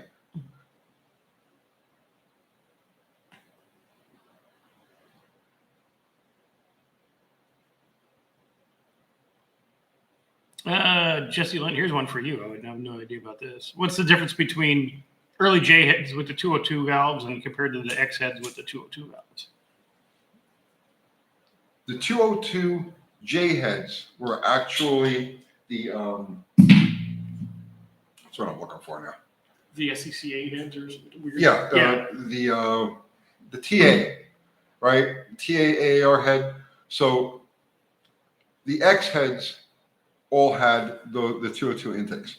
The J heads had 188s, except for the J heads that went in the AAR Cudas and TA Challengers. So they're marked J, but they have the 202 intakes. But those have extra metal cast between the pushrod hole and the intake port, so they can be ported without getting into that hole. And they use those offset rockers. But that's it. All of the other J heads from that period forward had 188 intakes. Why? Why do you ask? Somebody asked me why. Why? Maybe he's got a nice set of those early J heads. I'm going to tell you why. Okay. Because they sized the heads from that period forward to go with the 360 block. See, the 340 is a 4-inch plus 40 block. Mm-hmm. The combustion chamber is elliptical. Okay. The 202 intake goes right to the very edge of the 4-inch plus 40. Right to the end of the bore, right? The 360 is a 4-inch bore. Okay. So it's 20 thousandths of an inch closer to the valve. So, so to keep the intake valve unshrouded on the smaller bore 360, they went to the 1.88 size. Okay. That was the whole reason.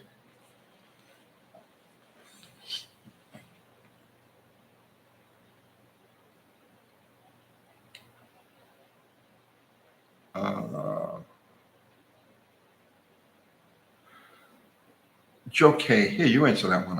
I can't. What can be said about an engine's output having either equal horsepower and torque, or horsepower greater than its torque, or less than its torque?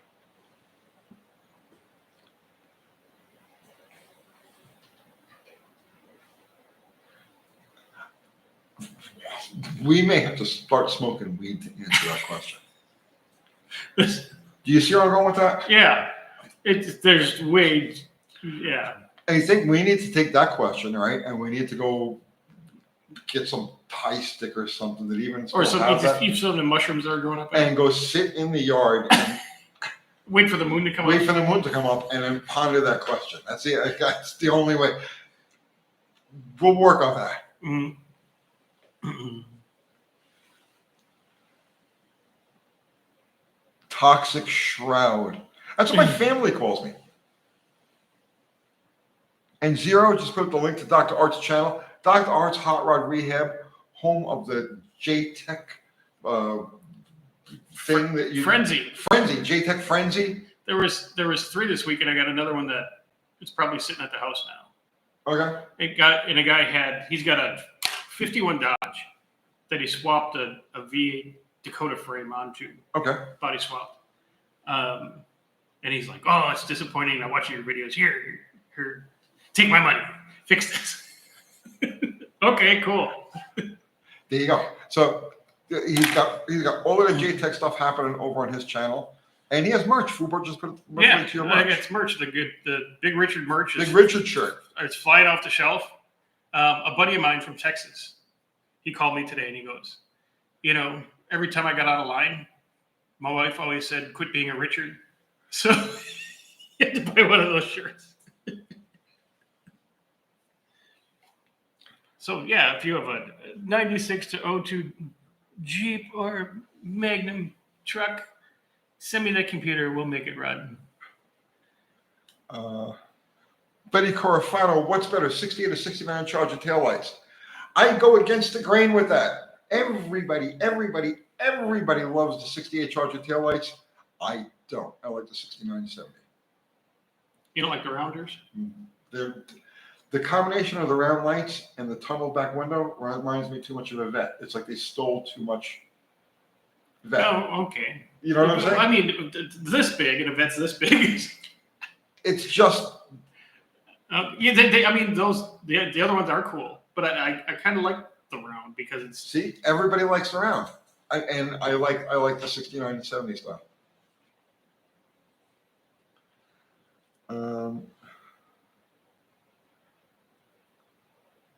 Dean Stevens is saying is the shroud decides who will stay and who will be transfigurated. I don't know if I want to be transfigurated. You might come back as a chicken. I'm on the fence about that. Wow.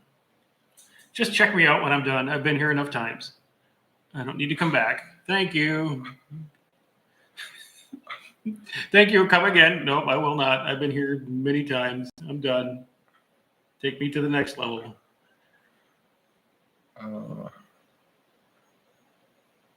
Friends, HUS, the best lit myself on fire story. I barely ever told any of the lit myself on fire stories. I have tons. Not purposely lit myself on fire, but listen, I have no original skin. I mean, none of it, right? But I'm an Italian, and we heal really, really good. Like you can't tell. So yeah, no, I've please, if you name it, I've burned it. Mm-hmm. The Hools, kind of random technical question, Uncle Tony. The old days when brake drums were a bit thin, we used brake drums that were a bit thin. We used to be able to buy oversized shoes. Can you get those anymore? Jeez, I have no idea. I don't ever remember buying oversized shoes. Well, it's just like a drum that's been machined too many times. It's out of spec. Yeah. But then you get rid of the drum. Yeah. By the time they get to where they're that thin, they ring like a bell. Like they call all kinds of rackets. Yeah. I've been doing brake jobs since 1974, 75, and I can't ever recall oversized brake shoes. Maybe that's something in Cuba. Yeah, maybe.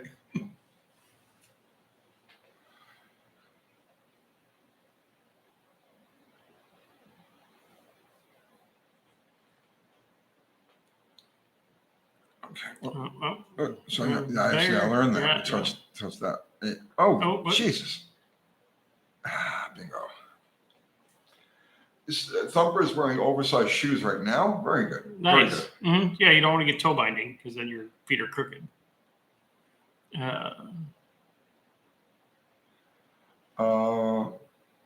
Ghost. Hey, Tony, not financial advice, but what type of valuable metal that looks like chrome do you prefer stacking? Example, generic 1 ounce.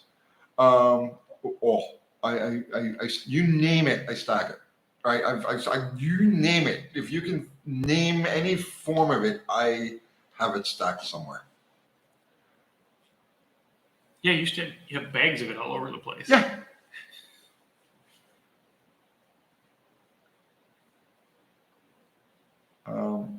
Dude, I've got it buried in places I don't even remember. I don't even remember where. So when you're gone, your son's gonna be in the backyard with the beep. Not even on my own property. I mean, literally, I'm like a pirate. Without a map. Without a map. I don't know what it is. Every place it's been, I've buried some of it. I don't even know where. I've been stocking for a really long time. That'll give you bad dreams. You wake up in the middle. Oh, I forgot my 12 bags of silver in Alabama. I just go get more. So I just go get some more.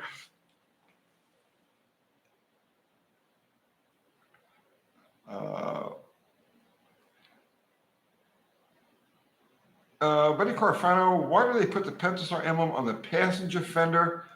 There's debate about that. Some of it has to do with some of it has satanic undertones, which I don't know if I necessarily agree with or not. But the stated reason from Chrysler was that it's because people are supposed to enter the car from the passenger side along the curb, and they wanted everybody at the curb to see that it was a Chrysler, so they stuck the Pentastar only on the right-hand side. I don't know. That doesn't really make much sense, but that's the official story as to why Chrysler put that there.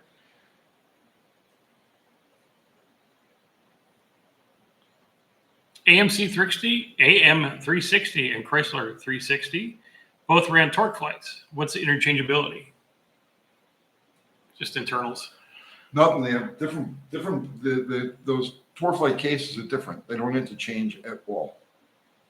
The internals do, but the converters don't, and the bell housing, the case doesn't interchange.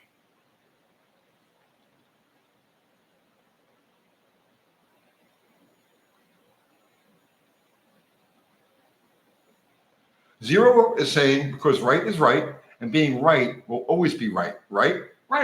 Mm-hmm.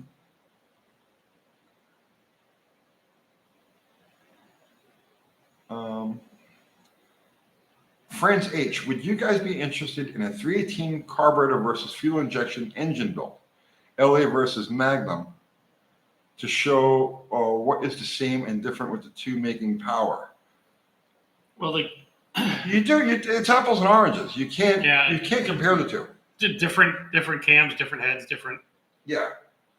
You could do a back-to-back on either an LA or a Magnum, but to compare a carbureted LA to an injected Magnum, you might as well compare mozzarella to a truck, or a pigeon. Yeah, compare mozzarella to a pigeon, and that's pretty much exactly the same comparison you have between a carbureted LA and an injected Magnum.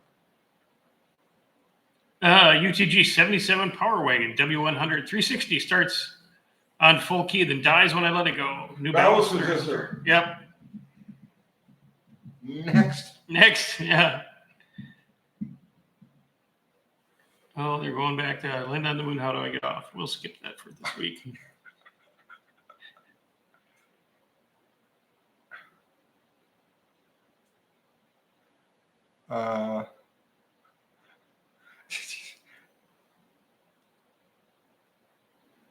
Let's see.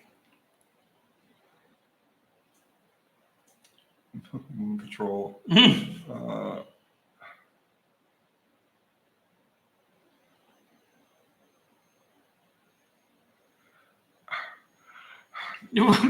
I said, it's just weird tonight. It is weird. Dean Stevens says he cares for a lady in the rest home who was from a lighthouse tending family.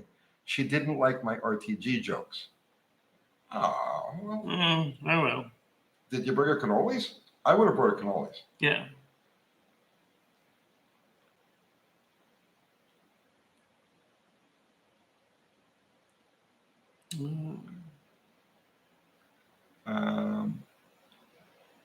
Raining Slant 6. I know you're old school. Yes, I am. But since you broke up the temp gun on Scribbles, could adding a later exhaust manifold, heat stove, and air cleaner snorkel with intake temp sensing vacuum switch controlled flapper valve help warm up. I don't care about the warm up. It's post warm up that we have the problem with, because after the engine is started and running, that's fine. And I can start it without a choke at all. Pump it twice, turn the key, and it'll start. You got to feather a little bit to keep it running, and that's fine. The problem is after it's running for like 5 minutes, even 10 minutes, the center of the intake manifold is cold. And so when you give it gas, there's just not enough everything. There's not enough accelerator pump. There's not enough fuel. Just it's jetted lean. And so because there's pops. Right. So you got to drive that thing for like 15 minutes before the intake manifold is sufficiently warm to support. Right. That's the problem.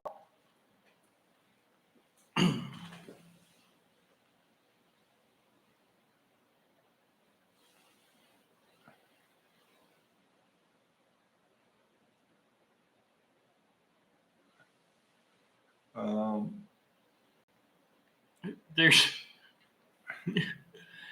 wow. Lynn H., do you guys have time to go to your local car cruises?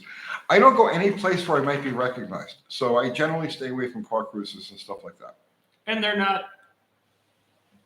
We both lived here a while, and it's the same guys. The same guys all the time, yeah.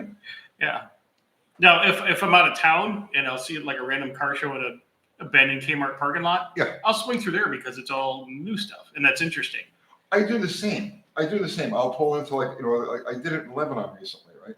Passed through Lebanon, there was a group of cars there, and I pulled in I had the Jeep and everything cool, but just wanted to see the cars. But then as soon as somebody says, "Hey, aren't you?" I'm like, gotta go. Running late.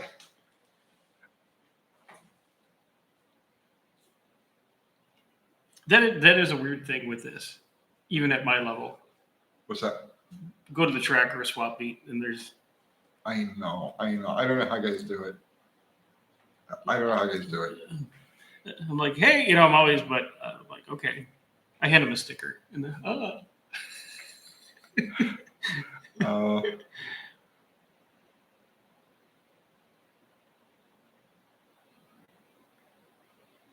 just saw something real quick. Let me go back to that.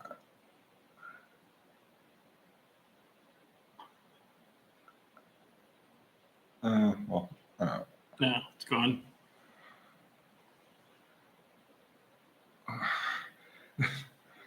Zero. When we open the Gypsy Kablamo Cafe, we will do our own cruise night. Dude, we come here now. Get out of California. Come here now, and we will open the Gypsy Kablamo Cafe. Let's do it. I mean, I'm down. Just get over here. Get in your car and go. Just get in your car and come here.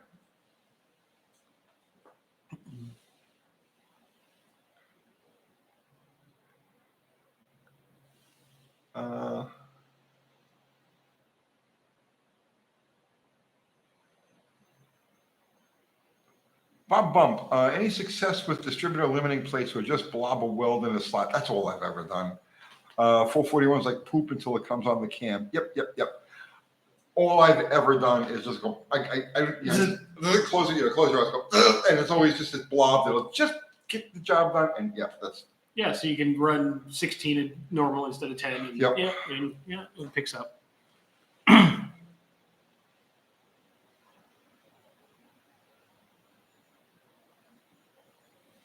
If you had two great cannoli, what's the plural?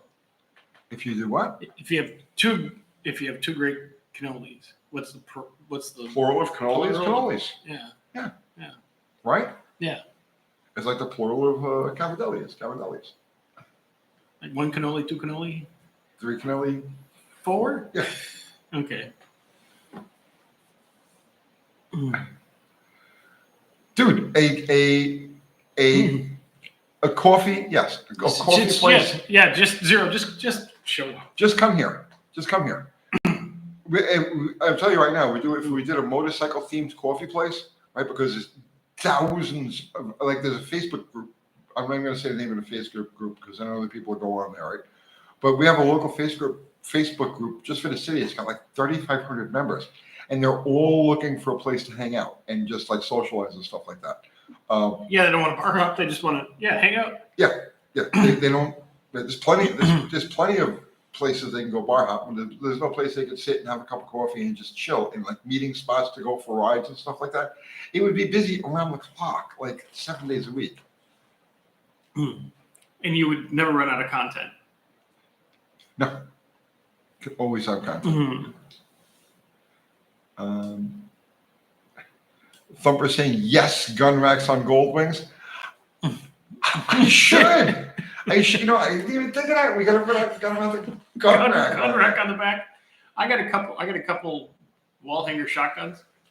I've been wanting to go buy another AK-47. When I first moved here, I bought an AK-47, and I used to open carry it all the time. Everywhere I went, I had my AK-47. Yeah. I want to get another one, and we'll put a rack on the gold wing for it. Oh, okay. So it's kind of facing like the back bag. Yeah. So everybody behind you can see it. Yeah. That would be very cool.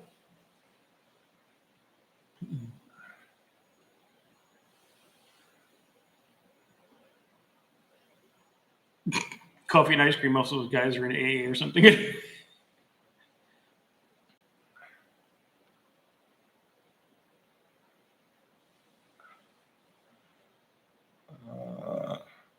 Let's see.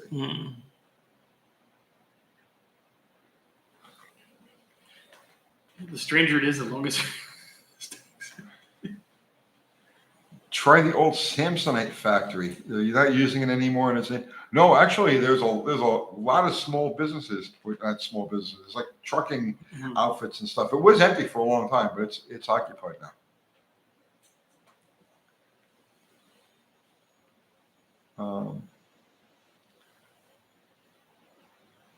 Let's see.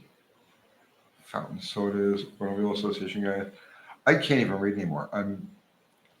It's too weird. You know, the chat has left the room. You need to roll one. It never really gets weird enough for me.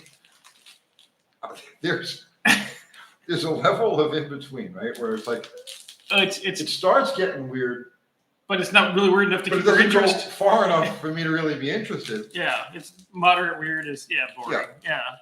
I seek maximum weird. Yeah, so turn it up, folks. I mean, we're talking about 11 here. Yeah, if you're gonna go weird, take it to 12. It's gonna be Wednesday night weird. Turn it up. Right. I don't even stop at 11. Okay, take it to 12. Or keep it regular straight up cars. Yeah, or maybe a tech question tonight would be. Yeah, tech question. Let's have tech talk. Yeah.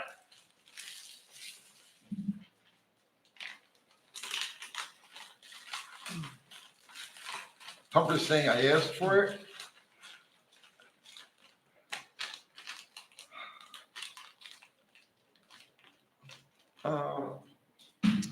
Mad Joe, what happened to the rat rod culture? From what I read, it used to be making cool, homemade, subtle vehicle details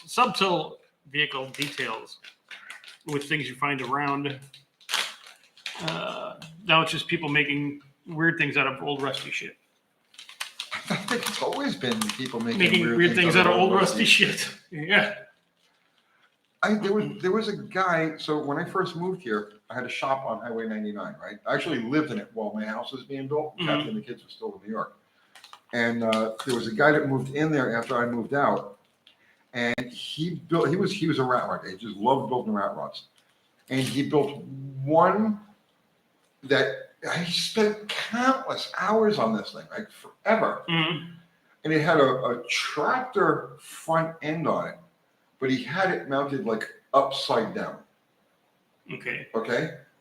And I looked at it and I says, you're not gonna be able to drive that. And he says, what do you mean I'm not be able to drive it? I said, well, the Ackerman is backwards. Right? And I says, you see the way that, and I tried to show him, look, the steering arms are coming like this. When you get the suspension back, not the. He mounted it like upside down and backwards. However, it was that instead of the steering links being at the back, they were at the front. Oh yeah. So it had backwards Ackerman. And I told him, I says, you're not going to be able to drive this thing. He says, it'll drive just fine. It might go straight as soon as you turn it on. Yeah, exactly, right? So I saw him on his way to an event driving this car, right? And he was darting from one end of the lane to the other the whole way. Then the same guy picked up a sedan delivery type of deal, right? Mm-hmm. Had to be a rat rod. So picture just below the belt, just below the windows, right? Mm-hmm. On a sedan delivery. He cut this thing all the way around. On the belt line? Just below the window line. Okay. Cut it all the way around, the whole body, jacked it up about 1/4 of an inch, and then filled it with welds, with spot welds that went all. Yeah, I know it sounds crazy, right? Okay. So basically, he created like a body line that went all the way around his vehicle, made out of spot welds that were spaced like 1 inch apart. So it's like 1,000 spot welds. The ventilated body. So yeah, but that's the rat rod. That's the way rat rod guys Build weird shit. Yeah. Yeah.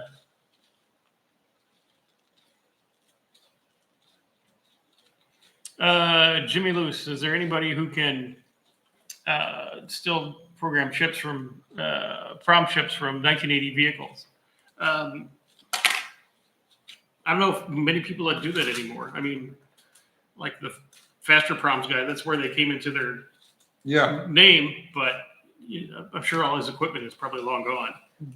Weren't they originally Hypertech? And the Faster Prom guys bought Hypertech? Something like that. Yeah. Something like that. Yeah. And I had another guy ask me about that, and I looked on eBay for, like chip burning machines from that era. I couldn't find anything.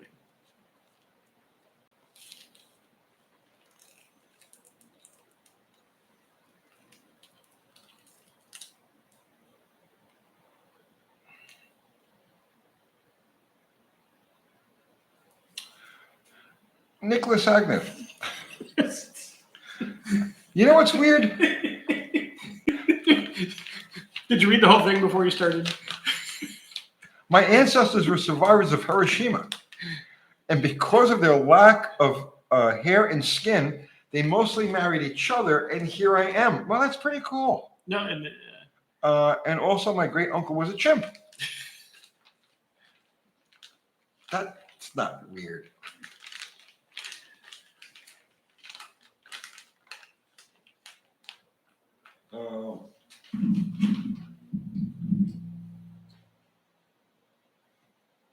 Colton Tazwell, Uncle Tony. It's the same kind of question as before.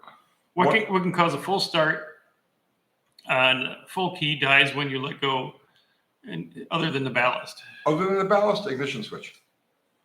The ignition switch, the contact in the switch that goes to the run circuit is bad. So if it's not the ballast resistor, which it is 99% of the time, it'll be the ignition switch itself. Very rare. Very rare. Yeah, jump your ballast resistor and see if it runs. Right. And then if it runs, it's the ballast resistor. And if it still dies, then it's a switch.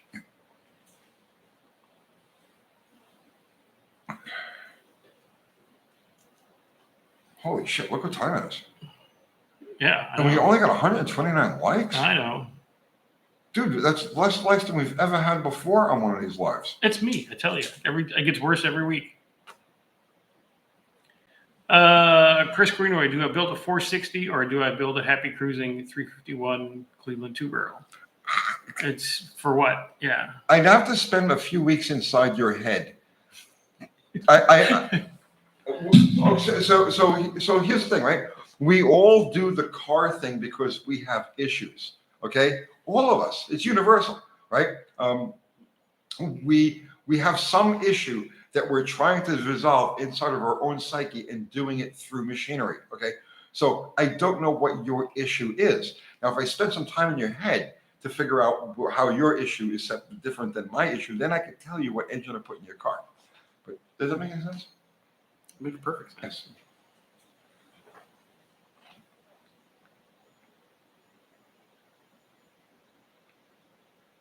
Yes. Zero says he likes shoes. You are right. Most people do like, shoes sometimes. I always wear shoes, Mm-hmm. except when I'm sleeping. The only time I take my shoes off is when I'm sleeping or in the shower. My boo is part Border Collie and Shepherd. He barks at the UTG Collie on TV. Nice. What's his name? We'll give him on the Sunday night show. We'll give him a shout out and see if he responds. We'll tell him to sit. Franklin, what's his favorite? What's his trick? What does he like to do? So give me his name and give me his trick. And on Sunday we'll see if we can get him to do it. Sit, Benzino, sit. Fetch my cannolis.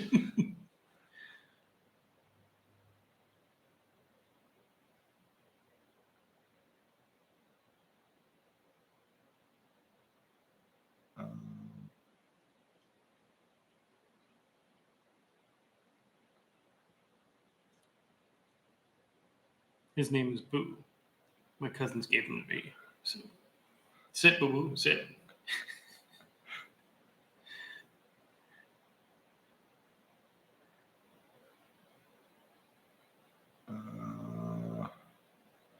Name is Boo. My cousins gave him to me. Mm. All right, so Boo, and what does Boo like to do? Does he like roll over, beg? What does he do? Speak? If I forget, you have to remind me. You usually jump into this. Sunday? Yeah. It depends where I am on Sunday. I'm still waiting on this baby to come. So, you know.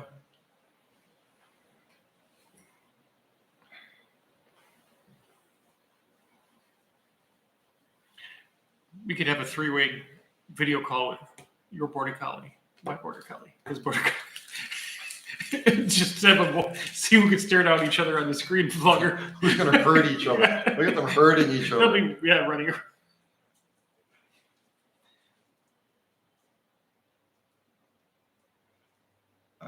Greg Sprung, why are 340s such happy little motors? Geometry. They're just happy. Everything's right about them. That's the only way I could describe it. Same with the 3D3.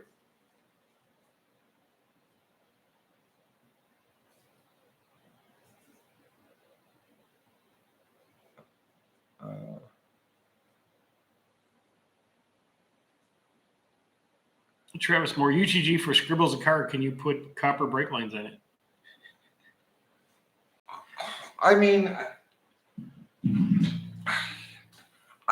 I could cover myself with copper gold and call myself a ballerina. Why? So it's like pretty much the same reason why would I do copper brake lines on a car that's got brand new steel brake lines all the way. I don't know. Hmm.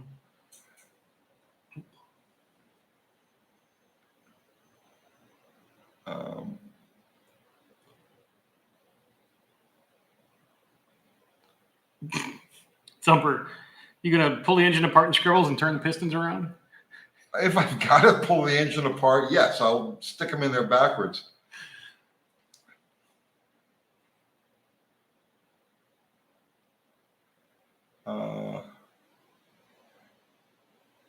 What the hell is that? It's the hearts, but then the heart frenzy again.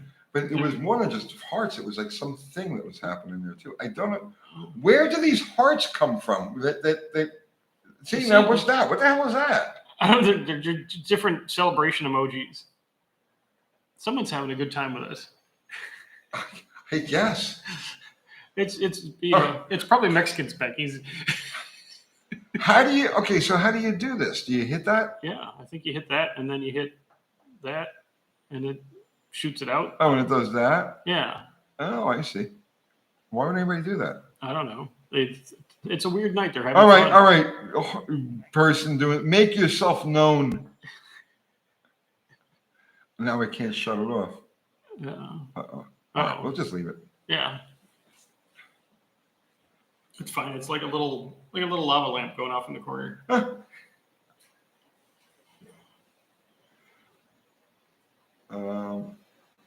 Let's see. Oh, McDonald has a car. Nice ad popped up on your live. Tell us all about it. It's probably something that nobody wants to see. It's Mrs. Lady Pants who leaks it when she sneezes. I have no control. I have absolutely no control over what YouTube puts on the ads. Yeah.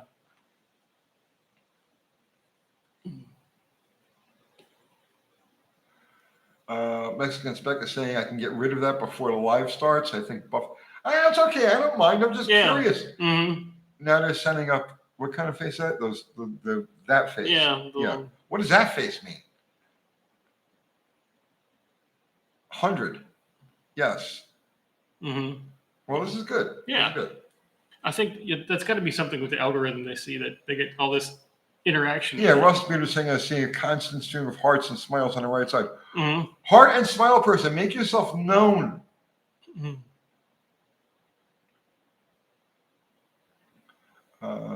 The dog eats poo, it sends a heart. That's nice.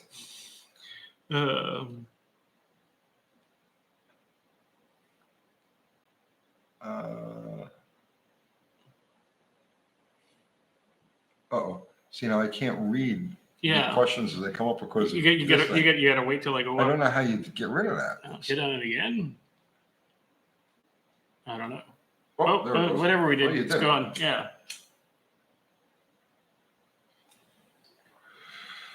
Okay. Make yourself known or we will find you. Yeah. Activate the robotic Richard Simmons.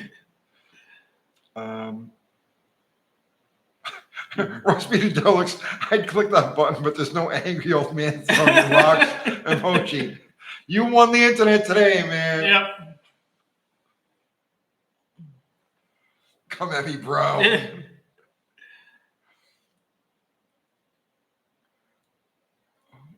Firefly is unsober. Okay. Chris, adjusting the mixture screws on my 66 Q-Jet, and I don't get a rock solid vacuum reading. It bounces about an inch fairly randomly. Any thoughts on what could cause this? That I could check. Runs well. Otherwise. Bounces about an inch fairly randomly.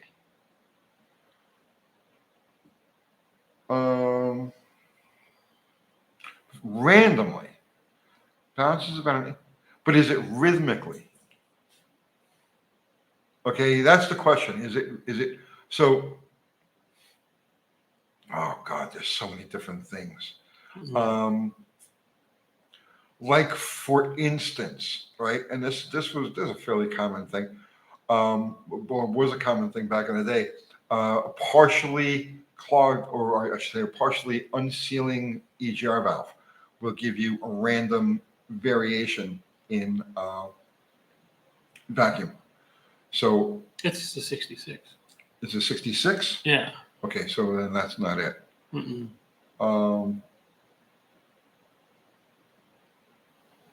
I can't think. And you're saying, so here's what you do, right? Ground with the engine idling and your vacuum gauge on there, right? Ground each cylinder individually and while the engine is running and see if that disappears. So in other words, like let's say every 3 seconds, 4 seconds, it goes pop up like that. Ground each cylinder while the engine is running. And if none of them make any difference in the movement of the gauge, then you know it's above the cylinders. It's something in the intake, on the intake side of the engine. If you ground a cylinder and there is no movement, then you know the problem is in that cylinder. An intermittent miss, an intermittently not seeing completely valve. That's what I would do. Process of elimination that way.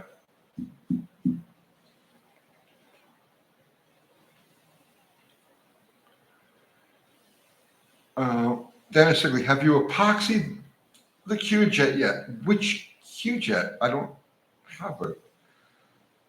Do I have a Q-Jet that needs epoxying? Or do you? I don't have any quadrojets. They're in the same garbage can as the approximately. I like them. I have a couple of them laying around. I'm not using them or anything at the moment. Yeah, I've seen people really make them work, but I just.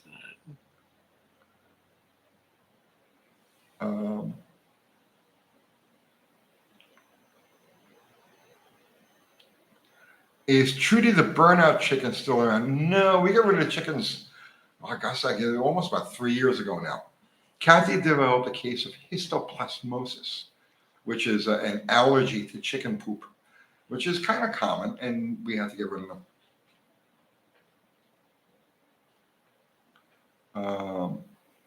I'm surprised that chicken didn't get its own movie deal. She looked pretty noble. I gotta tell you. I mean, for a chicken that could do a burnout in a classic Mopar in front of the house. I thought she did a great job. To be honest with you, she looks very noble. You watch that video, and she's acting. She's full in that. In the moment. In the moment, in the zone. That's what. Yeah, I'm surprised. Yes, the days of the Chicken Walker Ranch. It's always the Chicken Walker Ranch days.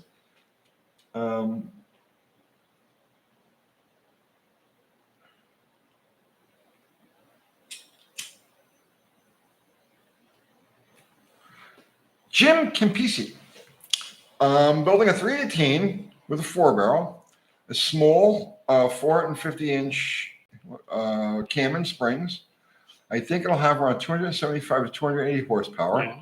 Stock torque converter 727 with a sugar 276s.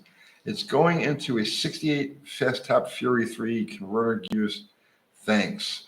Okay. Depends what you're using it for. If you wanted a highway car, that thing would be beautiful. Yeah, it's going to be very not responsive with the 276s. For that combination, you need 323s.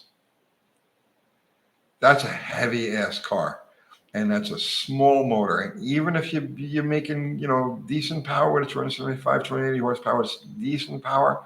Man, it's going to be a pig. But you need a set of 323s in there, and then just bite the bullet with a couple of hundred RPM you're going to pick up on the highway. Those motors are going to be super happy at 3,000 RPM anyway, which is where it's going to be running at like 70 miles an hour. So just go with it. Bill McKeiska, thank you for the super chat. I know what cast iron cylinder heads and aluminum heads are. Do all you know about steel heads I keep hearing about in dirt track cars?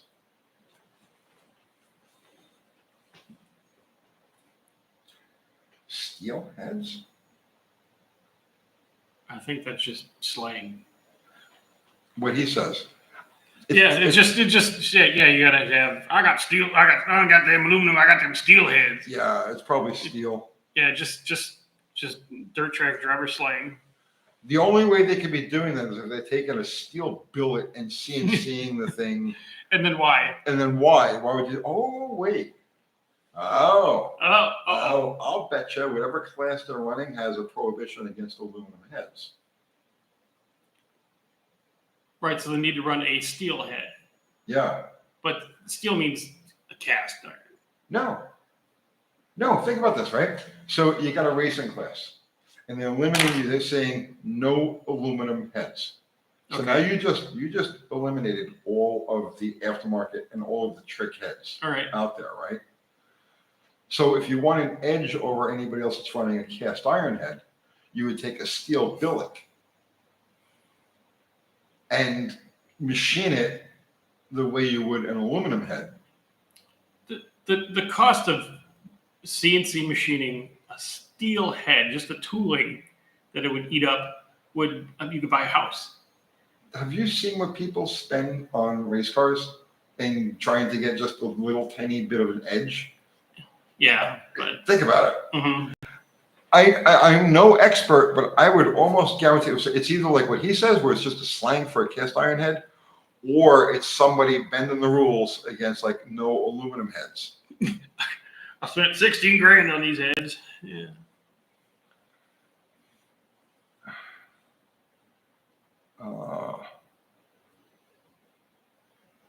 Dean Stevenson says he could water cut a steel head.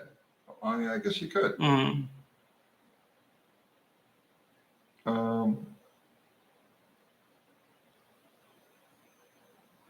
Okay.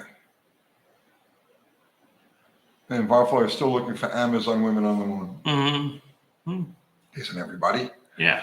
Dr. Art, look what time it is. Oh my gosh. Oh, 9 o'clock. Wow. So what's going on, Big Richard?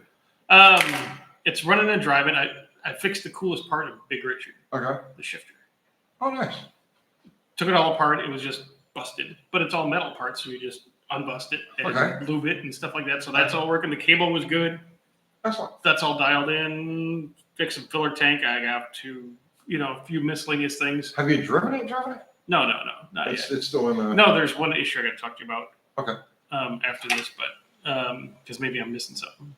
But it's close. The last thing I need to do to it, I have to take that third member out of it. Okay. Because it's probably filled with flood goo. Probably. And then it's leaking anyway. So. Okay. But other than that, no. Headlights, taillights. Shifter working. It's probably gonna have like a 355 gear in there. Yeah. It'll be nice. Yeah. Yeah, I get some nice tires coming for the back of it, and it should be good. Fubar just put a link to our merch, to my merch. Your merch. Yours, my merch. Thank you, Fubar. Awesome of you. It's almost 7 o'clock on the West Coast. Yeah, it's almost 9 o'clock here.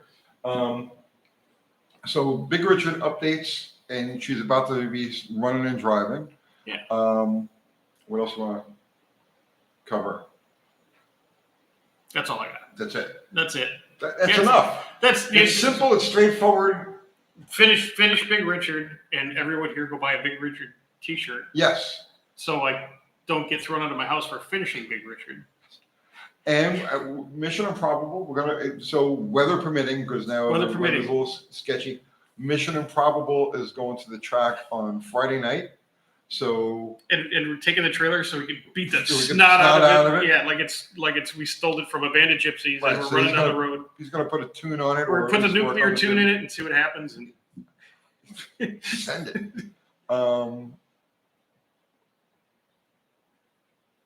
Travis, is it true that switching to LED lights puts less strain on the alternator? Yes, it does. Mm-hmm. Can it give the car more horsepower? Not that you'd ever notice.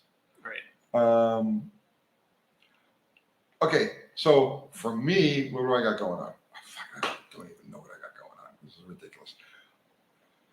Mission Improbable Friday. Tomorrow night we're doing a live with Robbie Starbuck, and we're going to be talking about the situation with Harley Davidson, which I'm sure you guys are familiar with. So Robbie will be on with me tomorrow night late. I think he's around 8:15 Central Standard Time.